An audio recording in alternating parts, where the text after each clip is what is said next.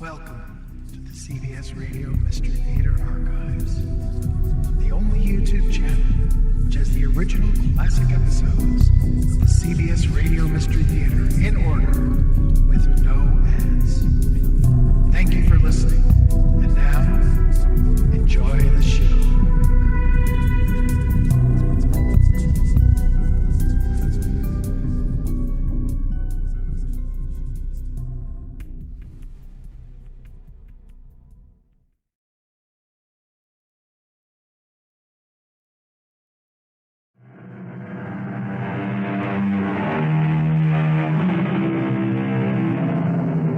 Come in.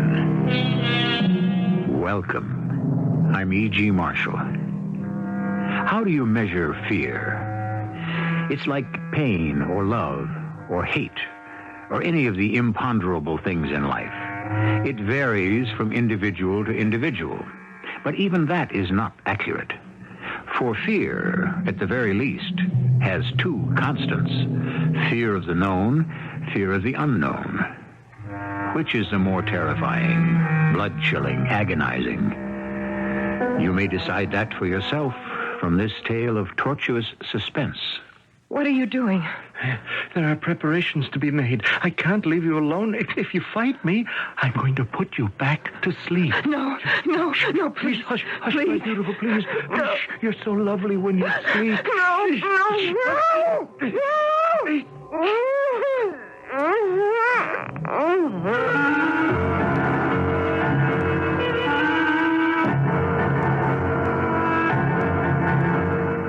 Our mystery drama, Sheer Terror, was written especially for the Mystery Theater by Ian Martin and stars Teri, Keane and Larry Haines.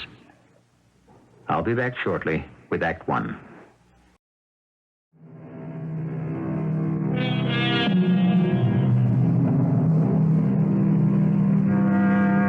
Scattered around New York in various broadcasting studios, actors and actresses live surrogate lives for their millions of viewers. The TV daytime serial, 5 days a week, is a central point in the average housewife's life.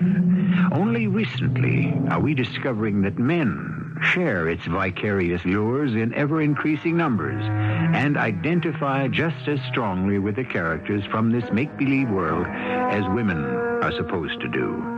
TV actors like Betty Campbell and Pete Hale are far less real to the viewer than the characters they play. Vicky Banks and Drake Haywood. Who is it? It's Pete, Betty. Oh, come on in, Pete. I'm all changed. Well, it's getting real dark out. Looks like it might rain, so I'm going to grab a cab. Can I drop you? Hey, that'd be great. Jim and I are going out to dinner, so I told him to go on straight home from the precinct and change. Can you wait long enough for me to take off the false eyelashes? I hate to wear them home. They bug Jim. Oh, no, I'm in no rush. How is that big lug you married, huh? Best captain on the detective squad. Oh, you mean he hasn't made police commissioner yet? Just give him a couple of years. How's Marge? Want to know a secret? She already told me last week. Congratulations, Pops. Well, maybe this time it'll be a girl, huh? Well, if at first you don't succeed. Yeah. But this one's number 3. And how long can you keep on trying? Hey, wait. You'll have to talk about that with Marge. Well... One day soon, we'll catch up. Yeah. With the big day coming up Monday, you've got no contract to hold you back anymore. Yeah, I wish we'd pre-taped the wedding scene this week like I asked. Jim has accumulated leave, and we could have left by today and had a whole extra weekend in the Bahamas. Well, you can't fight the powers that be, Betty, or let down the fans. When dream girl Vicky Banks and that dashing millionaire from Philadelphia, Drake Haywood, get married up, it's got to be live in person, not a picture. There. Darn lashes are off. I'll just put them in the box and save them for lights, camera, action on Monday. Okay, leading man, let's travel. Okay, leading lady, but only as far as home. You don't get me on the road again. I like it too much right here in the Big Apple. Oh, hey, make sure it's locked, huh? I promised wardrobe I'd guard that bridal dress with my life. Oh, it's locked. No precaution is too great to guard against any hitch about Vicky and Drake getting hitched. Yeah. It's kind of scary, isn't it? Scary?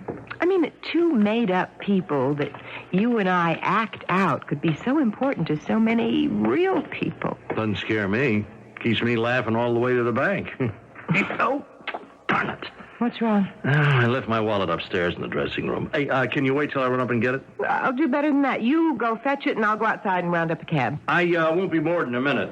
Oh, hey, it's kind of dark outside. Why don't you wait for me? Don't be silly. I'm a big girl now. Besides, like you say, 1/3 of a nation loves Vicky Banks, to say nothing of being married to a detective. What do I have to be afraid of?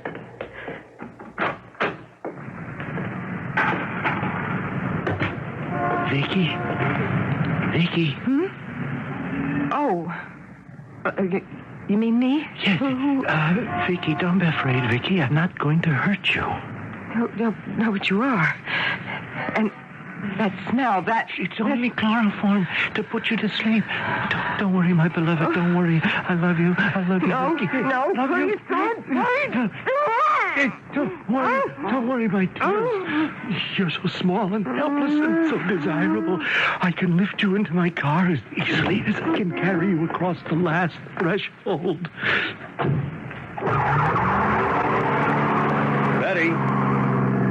Betty, I'm sorry. Betty? Where in the heck could she have gotten to?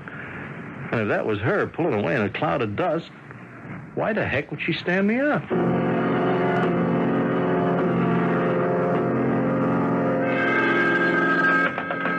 Hi, darling. Oh, not unless I've misjudged our friendship up to now. It's Pete, Jim. Oh, Pete, I'm sorry. I've been expecting Betty home, so I thought it must be a call from her. You still at the studio? No, I just got home. I had an uneasy hunch that I ought to give you a ring. Oh, how come? Oh, Jim. Look, Jim, I'm not trying to cry wolf or anything, but about an hour ago, when Betty and I were leaving the studio, this thing sort of happened. What sort of thing? Well, Betty and I were going to take a cab together, and I had to run back for my wallet. She said she'd go outside and flag down a hack and wait for me. All right, come on, Pete. What are you trying to say? Well, he said, that's when the whole trouble started, Jim. I mean, I don't exactly know. Well, when I came down and went charging outside, Betty was gone. What do you mean, gone? Well, you know how the block is. The studio's in the middle, so you could look either way to see someone hailing a cab. Well, not exactly. It's a one-way street. Yeah, but I mean, if you walk either way to one of the avenues... Now, never mind all the evasions, Pete. We're not kidding here anymore. I'd be a pretty lousy detective if I couldn't read concern in your voice. Now, what are you worried about? I give you my word that it wasn't 2 minutes before I came downstairs from the dressing room and went outside. When I got there, Bets was gone. The street was empty? Well, that time of night, yeah. Except for some kid burning his tires getting away up the block. Some kid, huh? Or maybe some guy just plain abducting my wife, Betty. Yeah, but what for? For money. Like any kidnapping. Now, you people who work in those soap operas got any idea how much any of you could be worth to a wrong guy? Oh, Jim, now come on, you don't Right think... now, I don't know which way to think. Just get off my line, Pete, and let me get some pros to help check this gig out.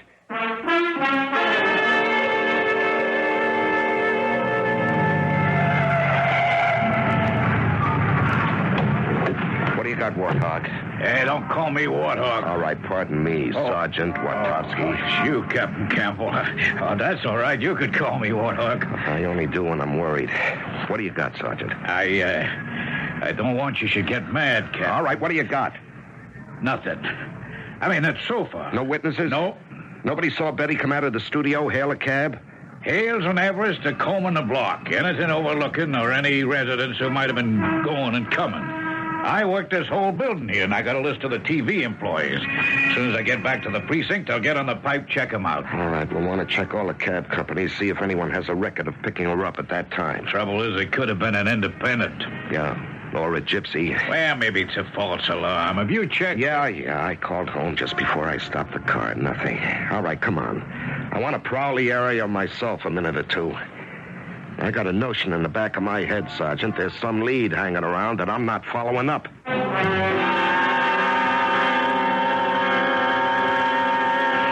You awake, my darling? Yes.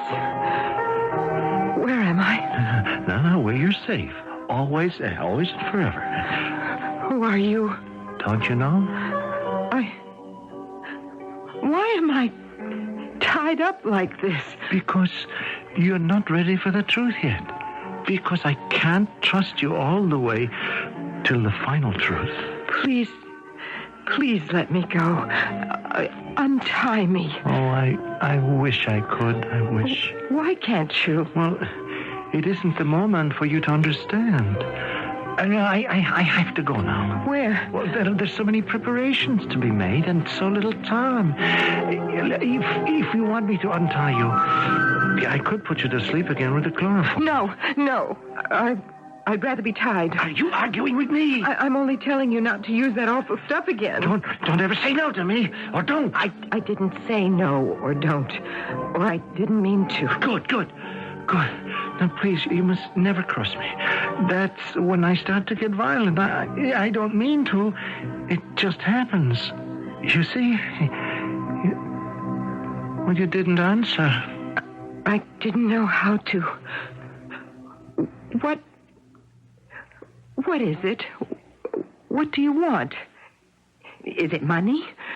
Money? You can have all you want. I mean, all I have. All you have? If I could just make a phone call. No, Vicky, no. Why do you keep calling me Vicky? That is not my... Yes, that is your name. It's not my real name. My name is Betty. Don't contradict me. I warned you. I can't stand to be contradicted. Oh, what are you doing? I told you. There are preparations to be made, and I can't leave you alone if you're going to fight me. Now, I'm going to have to put you back to sleep. No, please. Please. Hush, my beautiful. Oh, hush, you're so lovely when you sleep.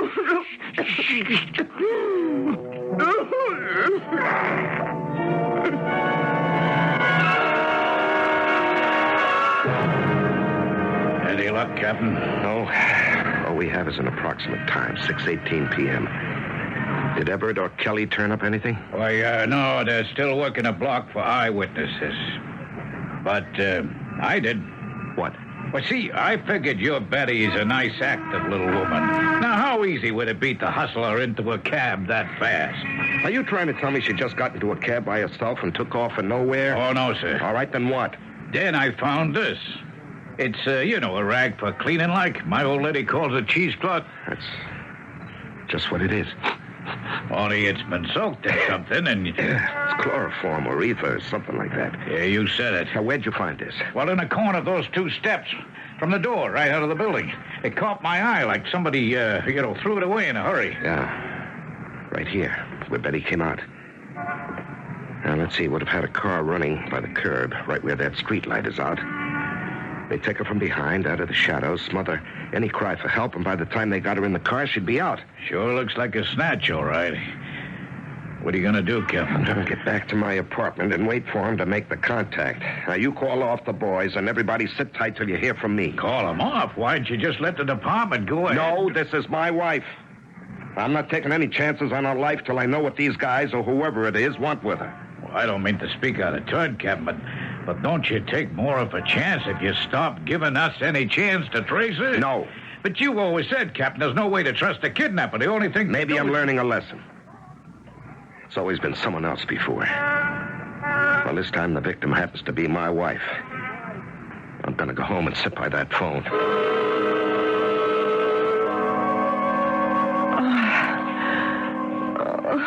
Jim? Oh, no. My hands.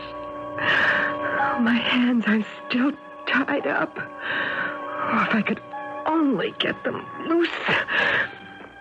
I can't. What does he want with me? Where is he? He scares me so with those flat, blank, pale blue eyes. Oh, if only it weren't so dark. There's no window. There's nothing. Why does he keep calling me Vicky? I'm afraid he's mad. If he keeps me prisoner like this before he's done with me,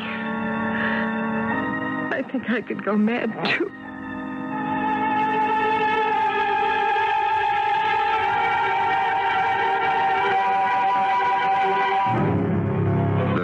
seeds of terror are sown. What does the man with the pale blue eyes want of Betty? Or, as he insists on calling her, Vicky? Is this a kidnapping of a girl named Betty Campbell? Or is it a deeper horror, an abduction by someone who lives in a fantasy world and has stolen a girl named Vicky Banks from a world as fantasized as his own? I shall return shortly with Act Two.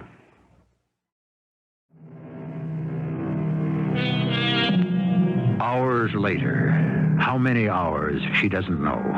Betty awakens in a dark room. In the half-world between drugged sleep and the return of awareness, she lies supine on the hard bed. Then the cords tying her wrists and pulling tight across her ankles bring the terror flooding back. Her eyes are open, but her world is still dark. Helpless to move, her mind runs scattering through fright, half-memories, prayer, and what possible action she can take to escape. I have no idea where I am. Only a vague memory of this room I'm locked into. Empty. No rug, no window, just the door. And when he comes back through it, how can I escape? The door. Yes, wait a minute. I remember once. What? Yes, a door, I know. When I was little, and the lock to the bathroom jammed, and my father, what did he do? Something about the hinges. No, but first I have to get my hands free so I can get untied.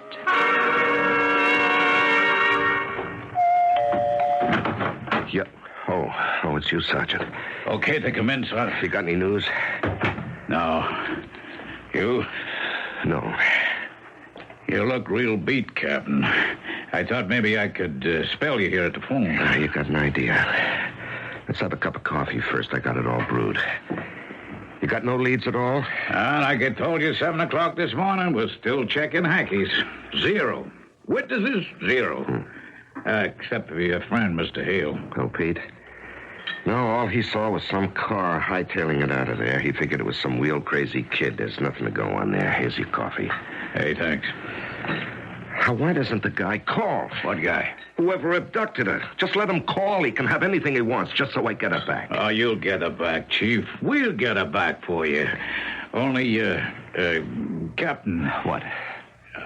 How's about opening it up instead of sitting on it? Give it to the press, radio, TV. Get it in the headlines. Spread it wide enough so this guy can know what he's up against. What do you mean, what he's up against? That he didn't snatch no ordinary dame. He knows that. Oh, he could know she's a TV star and like that. But does he know that she's married to a cop? Well, what difference does that make? He ain't thinking straight. What, do you think a policeman has any more rights or clout than an ordinary citizen? Maybe not where a kidnapping is concerned. Well, then what are you talking about? You ever stop to consider maybe this ain't no ordinary snatch? What? Look at the time, Captain, huh? 5:30. Right. That means Mrs. Campbell's been gone pretty near 24 hours. Now, how come there's been no contact yet? Well, maybe he thinks it's safer by mail. Hey, it's a weekend coming up. He ain't going to allow that much time to pass. And here's another thing. I don't know how much money someone like Mrs. Campbell makes in daytime TV, but it's hard to figure it's all that heavy bread. Now, what are you getting at? That there's 2 other possibilities. You must have thought of them. You mean someone like Ferrara or Big Charney might want to get back at me because I busted them and had them sent up? Yeah. Well, I thought of that. I had their files pulled. They're still doing time. Well, there were others who promised they'd get you as soon as they got out. Yeah, I know. I'm having the precinct check them out right now. You don't have to, Captain. That's where I've been all day. I dug them all up. Mad Dog Perrine, Charlie Deadbeat, Jimmy Valdez. They're clean. At least as far as this is concerned. So, that leaves the last possibility. Yeah. And that's something I don't like to face. I don't blame you, boss. There's no way to put your finger on a kook. You don't think this could have been a psycho? You don't have to ask me that, Captain. You know that's what's in your mind. Well, why, Betty? Why? When it comes to psychos, count me out. You're the one with the brains, Captain. If I face it, it doesn't take much brains. Now, Betty's highly visible in that serial. Millions of people know her. Now, what would he want with her? We gotta get a lead on this bird somehow. A picture, a description, something. If we only had a witness. You know, it's crazy. In New York Street, that time of night, somebody... Now, wait a minute. The bag lady. The what? Remember I told you there was something in the back of my mind, something missing from the street? It was the bag lady. You mean one of them old dames who hangs around with shopping bags and picks through trash? Yeah, that's right. You know, every time I've picked Betty up from the studio, she's been sitting there. She hangs out in the corner under the steps between the last brownstone and the new building. They're sad old things, but they have to have someplace they feel safe from whatever haunts them. It takes one heck of a jolt to uproot them. Well, I saw her the day before Betty disappeared. Why was she missing the next night? Hey, you think she might have seen something? Well, it's a chance. Set a psycho to catch a psycho, huh? Yeah. Hey, maybe you got something, Captain. Now, how do we find her? Well, I'm going to have someone here to cover the phone and get out on this myself. Now, you, me, and everyone the precinct can spare are going to drag that area until we do. I only hope we can find her. And if we do, that she saw something, and if she did, she can remember what it was.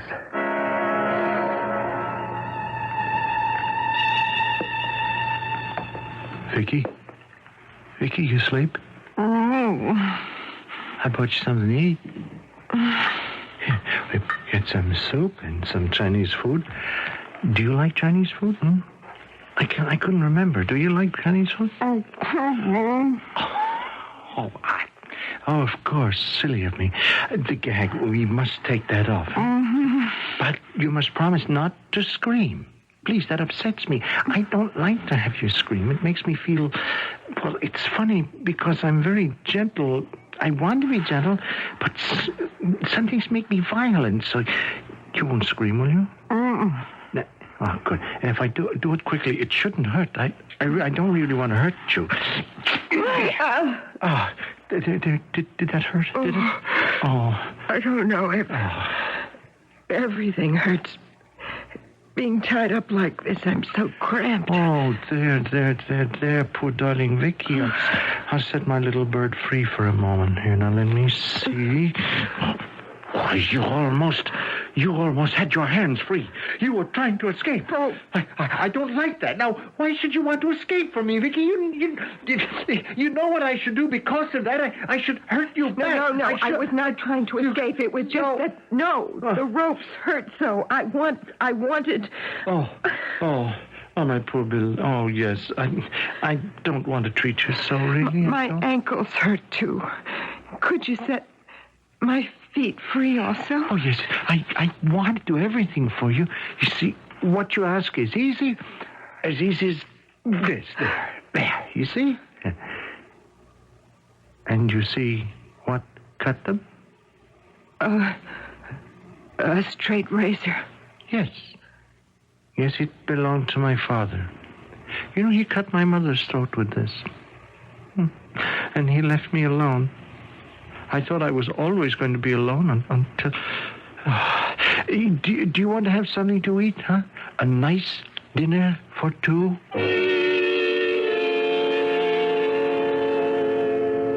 Hey, well, did you like our first dinner together, Vicky? I was hungry. And stop calling me Vicky. Don't tell me what to do. Now, don't ever tell me what to do. I'm sorry. It's just... It is not my real name. But of course it is.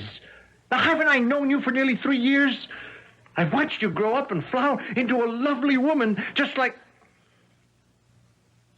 Your name is Vicky Banks, and I love you. But it isn't really. That's just a part I play on a show. Do you remember when Tommy Prince was in love with you, and you were kind because he lost an arm. So kind that you might have married him if he hadn't died in that car crash. Tommy, yes. But you see, that was just a made-up story. I knew then that at last there was somewhere I had a chance. What do you mean, a chance? A chance to be loved, to be accepted. See, I knew that you were a girl who wouldn't care about what was the matter with me. That you would take me just like I am. And that's when I knew that someday we were going to be married. That you would marry me, Sid Prout. That you would be my wife. But, Sid, I can't marry you. Why not? Because I'm already married. Oh, no, you're not. Mm-mm. You don't marry Drake Haywood till the day after tomorrow, Vicky. Drake Haywood? Mm-hmm. Drake Haywood is just a made-up character like Vicky Banks. We are not real. Drake's real name is really Pete Hale. He has a wife and 3 children and a 4th on the way. And my real name is Betty Campbell, and I'm married to a police detective called Jim. You're lies. All lies. You are Vicky Banks, and nobody is going to have you but me. Now, it's all arranged because I arranged it. I just have to finish the preparations, and Monday, you and me will be married. Vicky Banks and Sid Prout. And then we'll consummate our marriage. Oh, but it will be beautiful, Vicky, and not sordid and hateful like my father and my mother, because you and I, we will find perfect peace together forever. What are you talking about? This. The razor is so sharp you will never feel a thing, and I shall follow immediately. You're mad. No, don't say that to me. Come, Vicky. Come to me. No, don't touch me. Don't touch me. I'll scream. Well, you know that won't do any good. There's nobody to hear you. How do I know that? Because I tell you it's so. Then why won't you believe what I try to tell you? Sid. Please, Sid, listen to me. We can't be married because I'm already going to have a child. Oh, that's a lie. It's the truth. No, you can't be having a child. Vicky, everybody knows how sensitive and how fastidious you were, and that's what put men off. But it drew me to you because it was just how my mother was. Oh, to find a woman like her. Oh, Vicky, we were made for each other. No, stay away from me, please. Don't touch me. I understand, my dear. You're right. You're right. When we meet together, it must be pure and perfect. Oh, it's late. Oh, it's 8 o'clock. Now you must rest. No. Please, not the chloroform again, and please don't gag and tie me. But don't you see, I must. The rest of the world doesn't understand. And we must celebrate our wedding alone.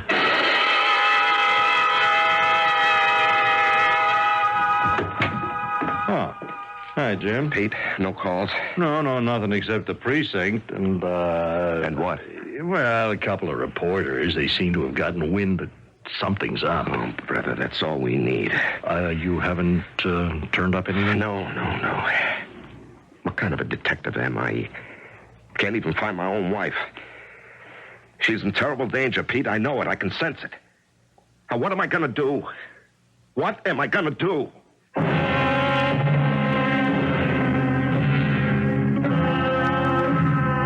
What feeling in the world is more desperate than frustration, especially when it is linked with fear or concern for someone's safety? And that Betty Calder is in danger, ultimate and complete, there can be no doubt. I shall return shortly with Act 3.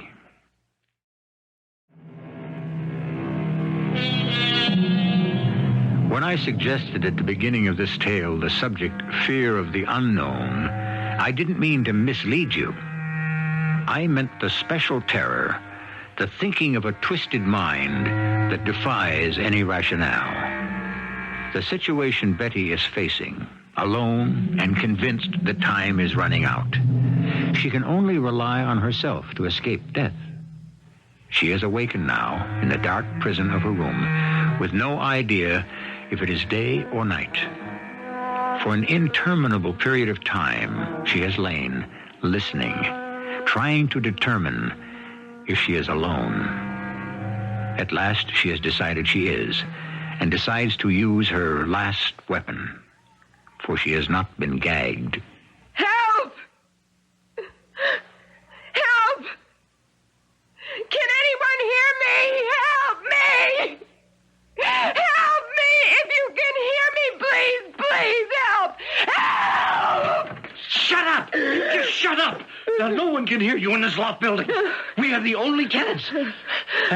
But because you don't have faith in me, I should... No, Sid, I'm sorry. I'm sorry. I didn't mean anything. It's only that...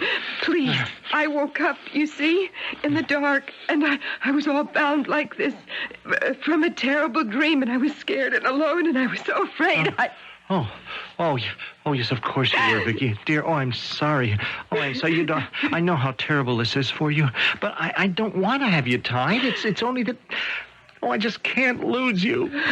Not now, when we're so close to the moment of truth. Then can't I be untied? Well, now you can. Now? You're going to let me go? Let you go? No, never. But now I don't have to worry about losing you. Why? Because I have a guardian angel for you. Michael? Meet Vicky. No, boy. No, friend. What is he? Well, it's hard to say exactly. He's part Alsatian, part Doberman, I guess. I borrowed him from the kennel to make you happy. He sounds dangerous. No, shh.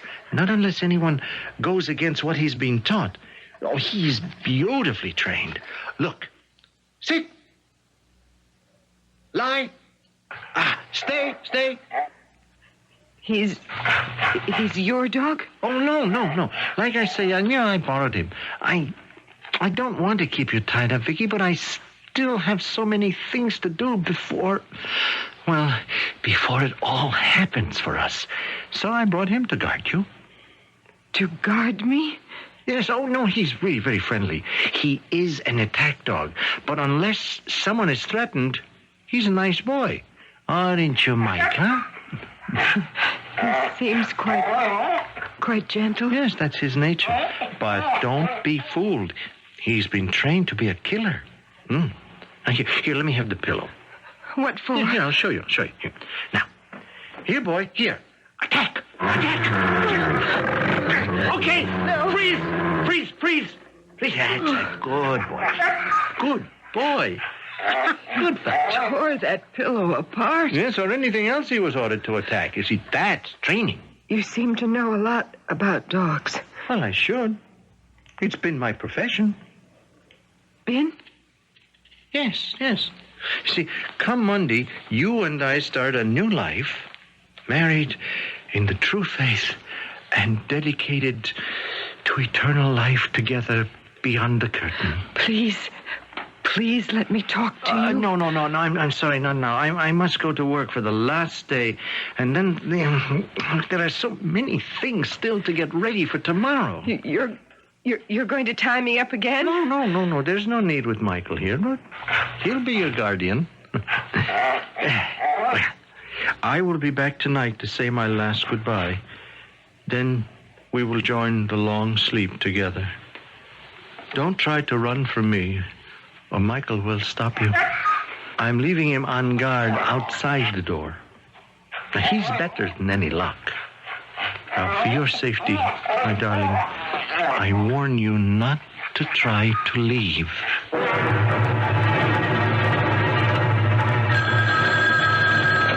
Captain Campbell, 83rd Precinct. It's the old Warthog, Captain. I think we got your bag, lady. Where are you? On the south side of the Bible building, just off Broadway to the west. Okay, I'll be right there. Great, and, Captain, Yeah, what? why don't you bring us all some coffee, huh? Amanda likes hers half and half.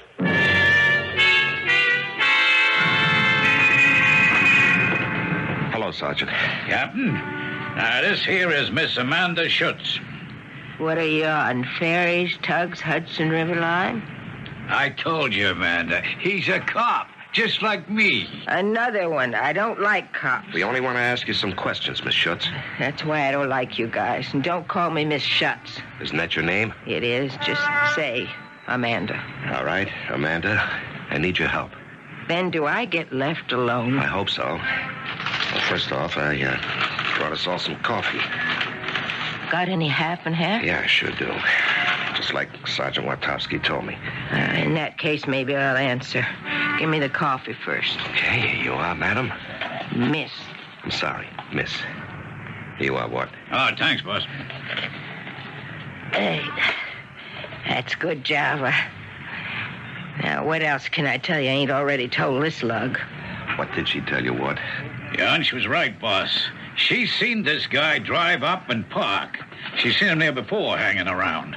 She saw the missus come out Friday night, and this guy hustles her into the wagon and took off. Did you get the license plate number? I don't see good. I got glasses, but they're not my prescription. I found them in a trash can. All right, what kind of car was it? The best she remembers is it was a station wagon. A station wagon, that's just great. Oh, there's something more. She said that had bars, like, in the back. Bars? What kind of bars?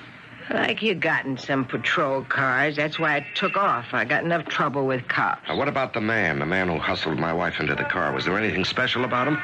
Like I said, I don't see so good. Yeah, that is good coffee. Oh, yeah, he had a limp like, with one of them shoes all built up like a, what do you call it, a... Clubfoot? Yeah, I guess. Hey, you got any more Java? Ward. Yeah, Captain. I think maybe the balloon just went up. What do you mean? A station wagon with bars, like you put up for a dog, huh? Chloroform. Now, that's not so easy to get hold of unless you work around a clinic or a lab. So, how about a vet? Well, I don't get you. A veterinarian. Now, he'd have it right on the shelf, and he'd have a car like that, too. Get the gas and turn on the squealer. Sure. Where to, Cap? The precinct house. Round up a dragnet. We're going to cover every vet in this city.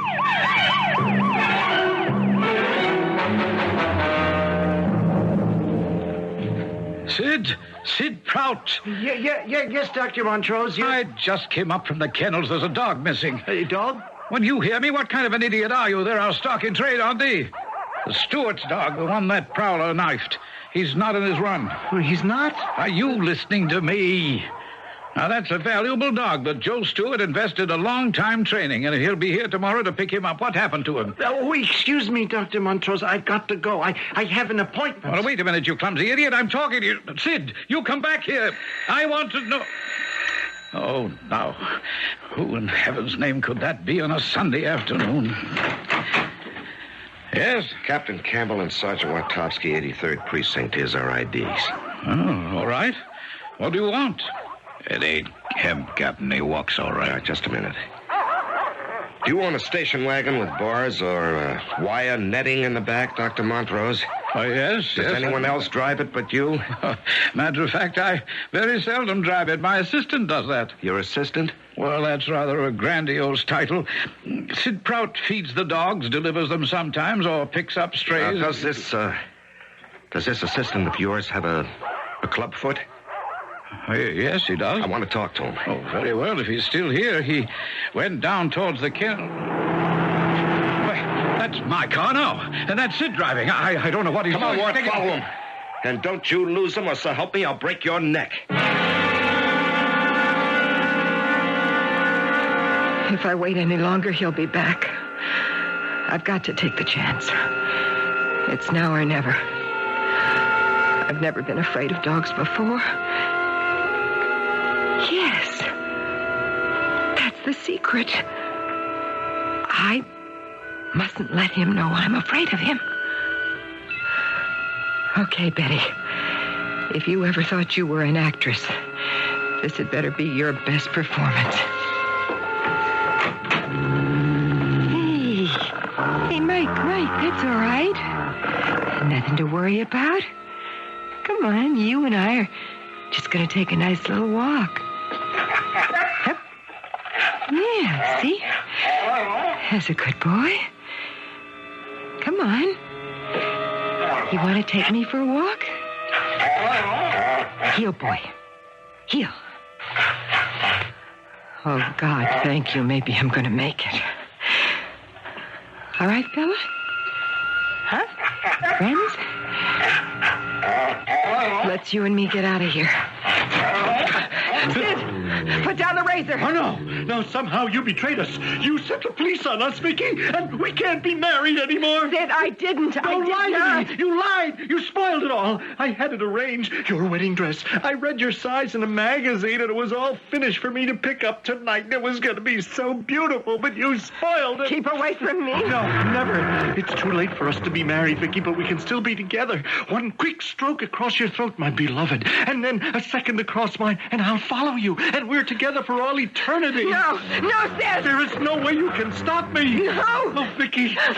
Michael, if you are my guardian angel, attack! No, attack! No, attack! No, let go. Let down, boy, down. Okay, Phil, please. No, you don't have to worry. You don't have to worry.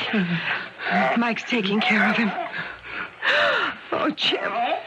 Jim, I've been so scared. All right. It's over, darling. It's all over.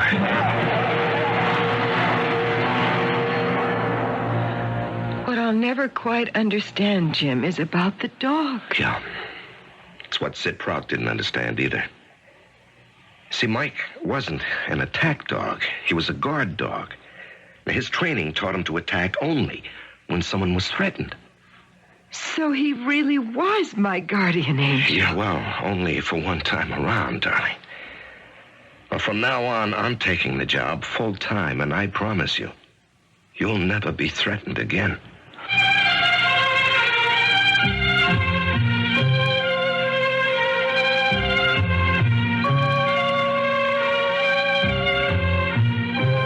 And as Betty Campbell, she has never been threatened again.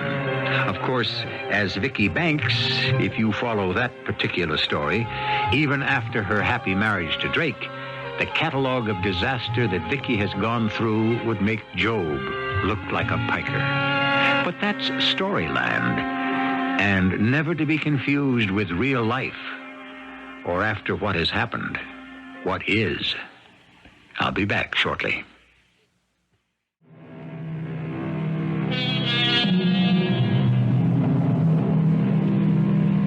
Shakespeare said, "Tell me, where is fancy bred?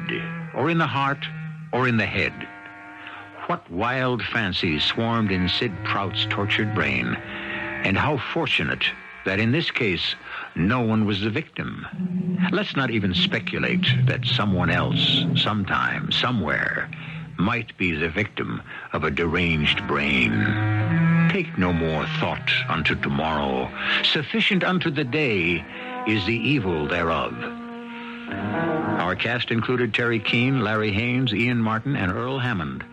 The entire production was under the direction of Hyman Brown. I hope you enjoyed this episode of CBS Radio Mystery Theater. If you've enjoyed this and want to hear more, please